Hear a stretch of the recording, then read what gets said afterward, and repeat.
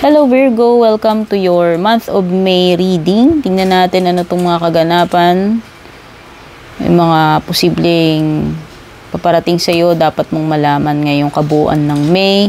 Maraming salamat Virgo sa support mo. Kung bago ka dito, don't forget to subscribe or like and follow. Regarding personal reading services, mag-message privately lamang po kayo sa aking official page. Yung link at details nakalagay sa description below.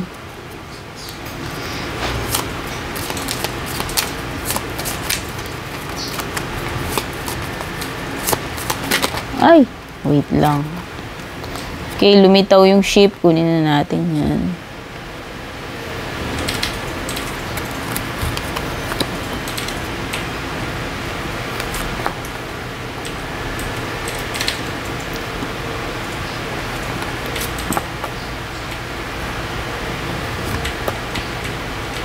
Challenging cards.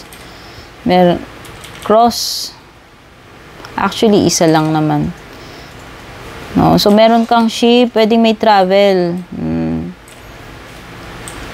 Merong may kinalaman sa movement, travel. Pwedeng by water yung travel mo. Meron ding mga kinalaman sa mga sasakyan. Ngayong May, hindi ko alam kung kailangan mong bumili or magpagawa ng sasakyan.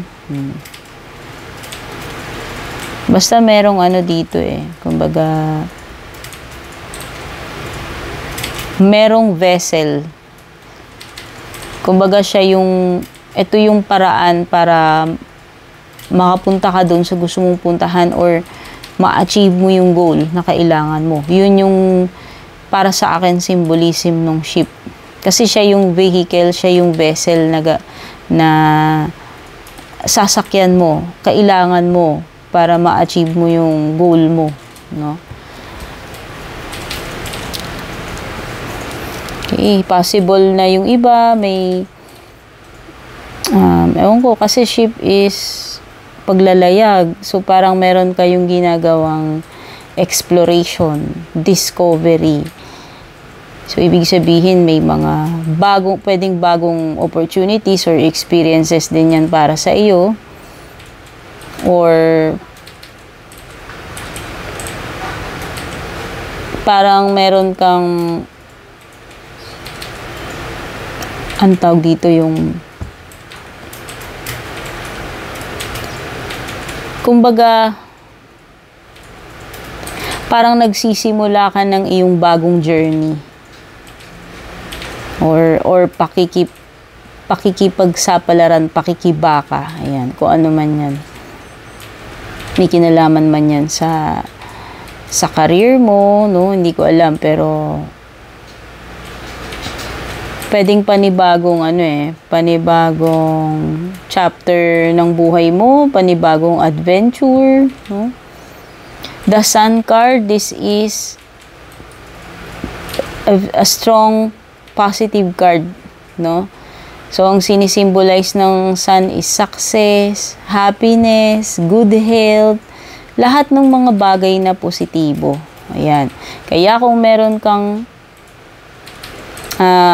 inaantay-antay na outcome, nakikita ko dito na magkakaroon ng positive result or outcome para sa iyo Virgo ngayong May. Kasi ang Sun ay very positive. Ibig sabihin yan, successful, no? Sabihin na natin na halimbawa, meron kang gustong mangyari, may goal na tina-target, no? Sabihin na natin na ma-achieve mo yun. Or kung may mga sitwasyon na naghihintay ka ng resulta, magiging maganda, no? Magiging successful yung resulta, no? Ayan. Okay, victory, ayan, no? Pagkapanalo, success, happiness. Sun is also about answers, truth, clarity. Kaya kung may mga sitwasyon na kinakailangan mo yun, yung mga yun, no, kung ba naghahanap ka ng confirmation, clarification, naghahanap ka ng kasagutan, kaliwanagan, ito na yun, yung Sun card. No, may mga bagay na mabibigyan ng linaw, masusolve. No, kung may hinihintay ka, yun na yung confirmation. Darating at darating sa'yo yung inaabang-abangan mo na sagot. At mukhang positive yung makukuha mong sagot, no? Pagdating nga lang dito sa cross, ayan, ito yung challenging. Sa tingin ko, ito yung mga pasanin mo. No, mga burdens, duties, responsibilities, pwedeng may mga problema rin. At kung ito ay problema, asahan mo na magiging mahirap, mabigat itong problema na to, dala-dala ng cross. Okay? Basta kung ano man tong mga, ano man yung cross na yan, yan ay something na mabigat dalhin. Mahirap pagdaanan. Masakit, no? Ayan. Para siyang parang mala 3 of swords energy, parang ganun. Pagdating naman dito sa anchor card mo, this is stability. Ang sinisimbolize nito pagiging matatag, pangmatagalan. Kaya kung ikaw ay merong career, negosyo, o relationship, o kung ano man yung tinutukoy netong anchor card na yan para sa iyo. Ibig sabihin yan ay something na magtatagal. Asahan mo na ano yan, magiging matibay. Ayan settling down. Yung settling down na yan, di lang naman pagpapamilya yan. O halimbawa, kabuhayan. So, ibig sabihin, pwede ka na mag-settle down kasi matatag na yung kabuhayan mo. Pwedeng marami ka ng ipon, may matatag na negosyo ka na. Kumbaga, kaya ng suportahan ng pangmatagalan yung mga pangangailangan mo kung kabuhayan yan or career or negosyo. So, stability, permanence, yan. Pagdating naman sa iyong relationship ngayong May,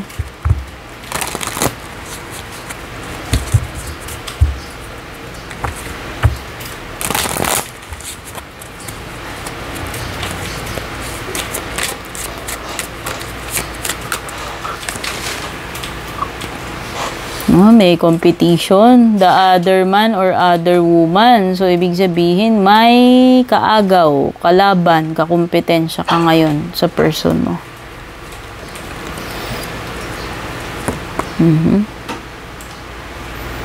So, mukhang stalker energy to. Hindi ko alam, ini-stalk niya yata yung person mo. Ayan, pwedeng etong mga agaw na to, itong kakumpetensya mo, doon siya, nangi-stalk sa social media. Ayan.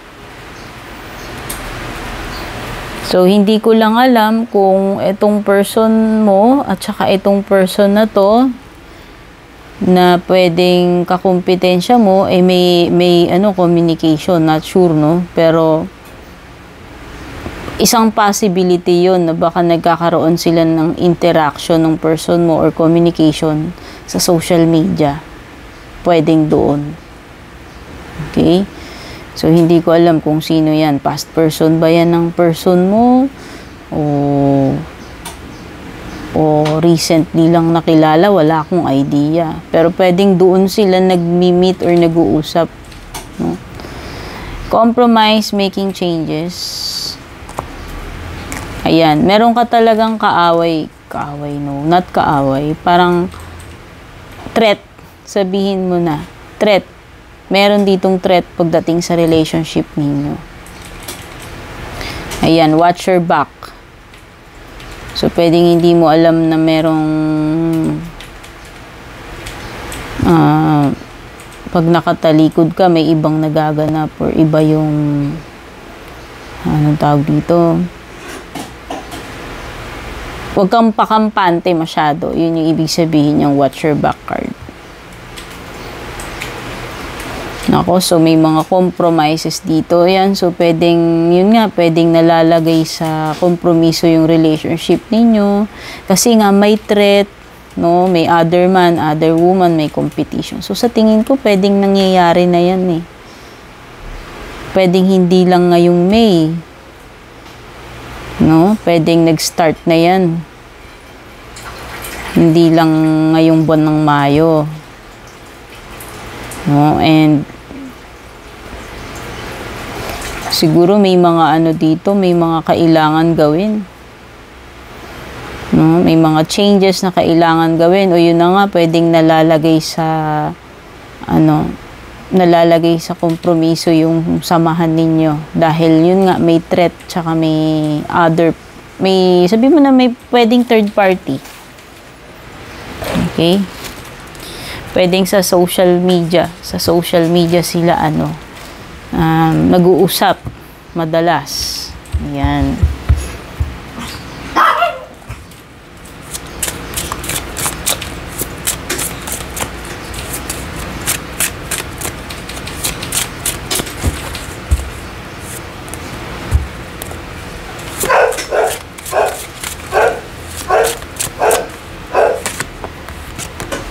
Okay, may fire sign energy, Aries, Leo, Sagittarius.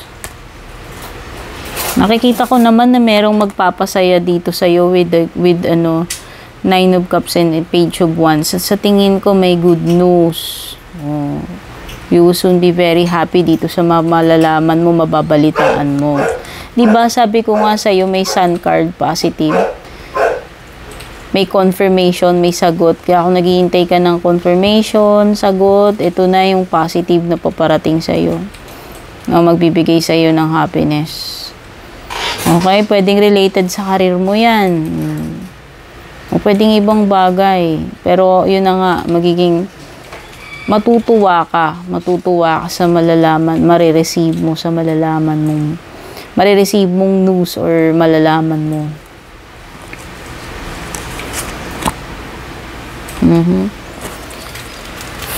Okay, so pagdating sa bahay, sa family, pwedeng doon may problema sa samahan. Ayan, kung may asawa ka na, pwedeng yun ang problema. Sa bahay ayan, kung wala ka pang asawa, kung single ka, pwedeng sa family. Between family members, doon naman may issue or conflict. So, mukhang hindi ganun kasaya pagdating sa bahay, pagdating sa family, or yung ibang may asawa dyan, hindi ko alam kung may problem, or meron mga kalungkutan. Sabihin na natin, kung hindi man kayo nagkakagulo ng asawa mo, pwedeng may mga may mga challenges. Kasi may cross ka di ba? Sabi ko nga, may mga bagay na mahirap dyan, mahirap pasanin. Ayan. So, kung may mga sitwasyon na pinagdadaanan kayo sa family, pwedeng yan. Kaya siguro hindi masaya kasi, nag-i-struggle kayo. Kasi nga merong mga paghihirap with the cross card. At nakikita ko dito, hindi pa matatapos yung mga paghihirap na yan with the World card in reverse. Hindi pa matatapos agad-agad. Okay? So, meron ditong mga mga bagay na hindi pa makukumpleto with the World card. Yung isa na dun yung hindi pa matapos-tapos ng mga problema, pwedeng ganun. Pero pwedeng itong World card is a failure na makumpleto. Hindi ko alam Kasi pag nakatayo yan, ibig sabihin, achievement, successful, na kumpleto mo na, tapos mo na, nakagraduate ka na dun, pero ibaliktad siya. So, pwedeng hindi pa hindi pa 100% complete kung ano man ito. No? Kumbaga, may mga bubunuin ka pa para matapos or makumpleto itong sinasabi ni World card. Pagdating naman, Virgo, sa iyong mga closing messages,